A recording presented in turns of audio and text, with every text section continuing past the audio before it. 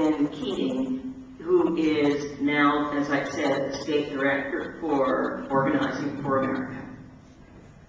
Good evening. Thank you so much for having me. I'm very excited to be here, and I'm going to speak from a little bit of a different perspective than the previous two speakers. I'm going to speak from the perspective of a community organizer about the need for healthcare reform. I've actually been working as a community organizer for almost 10 years now, and throughout my career I have talked with a lot of folks, and throughout the Obama campaign on which I worked, and now my new role with Organizing for America, I've talked with a lot of folks about the need for healthcare. In fact, it's been a consistent theme in all of the organizing work that I have done, and I've heard many stories of folks who have gone without care and what that can mean year after year after year.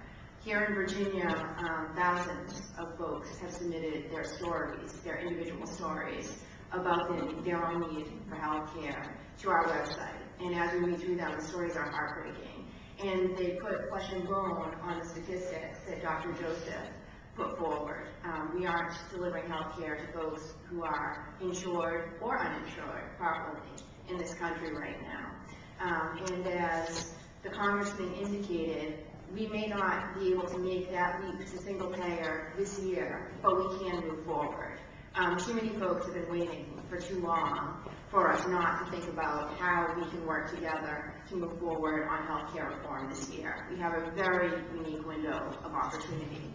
So what I would invite folks to think about is not just about who pays, but also about what we're paying for when we pay for healthcare, and about that need for investment in primary care. Right now, our Medicare system isn't perfect. In fact, 50% of people who get care through Medicare come back to their physician within a month. It's sort of a revolving door because they don't get to have that conversation that Dr. Joseph mentioned.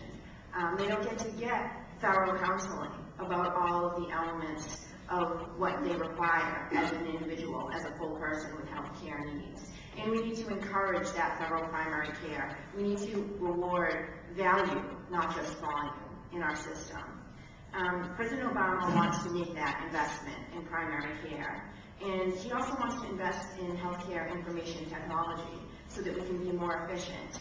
And to deal with that coding problem that Dr. Joseph also mentioned, where physicians are again incentivized not to provide that thorough primary care. We need to change that system and really dig in and make sure that we fix what we can fix now, build on what works, and work toward further improvement in the future. So Medicare does need to change the way it pays for evaluation and coding, and we also need to make sure that all Americans have access to affordable health care. In my own life, I've been a person who has had 4 jobs at the same time, once putting myself through school, 2 waitressing jobs, another job teaching chemistry to young children in a gifted and talented program, and a 4th job as a personal trainer, and was going to school at the same time. And at that time, I didn't have health care myself. I had a skin cancer lesion that I had to go untreated for 2 years. I wasn't able to go to the doctor and even see what it was, and even find out what it was. So I just, sort of in my quiet moments would have this pit in my stomach, wondering what that was growing on my back, waiting for a moment when I would have a full-time job that would provide health care. And I was lucky. When I did find out what it was, I was able to be removed, and I was able to move on and be healthy. But in my work, I've talked with other people who haven't been as lucky. And some of those people have been people who have been insured. I spoke with a young woman just this weekend when we did our Healthcare Day of Service, which was a national day, and we had over 55 events here in Virginia where folks pitched in on service events having to do with healthcare. And one woman who organized an event said that she organized that event because when she began a job specifically for the purpose of accessing healthcare, sort of a manual labor job, not her dream job, but something that provided health care. So she thought that she would be safe, and her family members who also worked at that job would be safe. She then went with her health insurance to get care and was turned away because no doctors in her area took that health insurance. So this is a problem that is costing us more and more, and we're receiving as a country less and less as we continue to pay more. So what I would invite folks to do is, let's think about how we can work together on this to make sure that we can move forward in this session.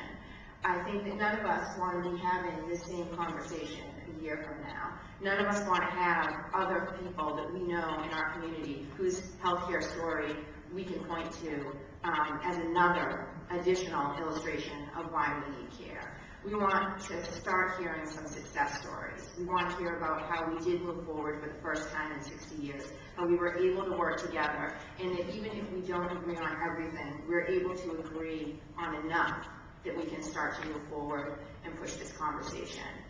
So as I look out at you, I see a lot of thoughtful, intelligent, energized people, and I also see empty seats next to you. So I think that we ought to think about, as we move forward, how can we fill those seats and in what venues?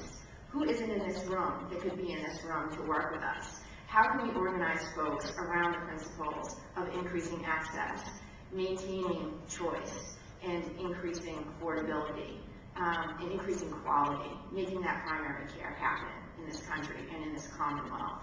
Let's think about who we can talk to, whose story can we gather, who will stand with us on those principles, and what can we do with that conversation? How can we speak with our elected officials, and how can we speak with each other as a community?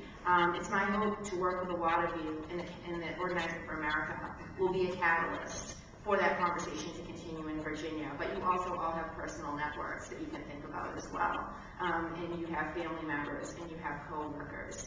So I would invite you to keep the conversation going, keep talking about the public option, keep talking about where you want to go ultimately with healthcare reform, and make sure that we make it happen in this legislative session so that we're not having this conversation 12 months from now, but instead we're talking about what's the next step after this huge victory that we've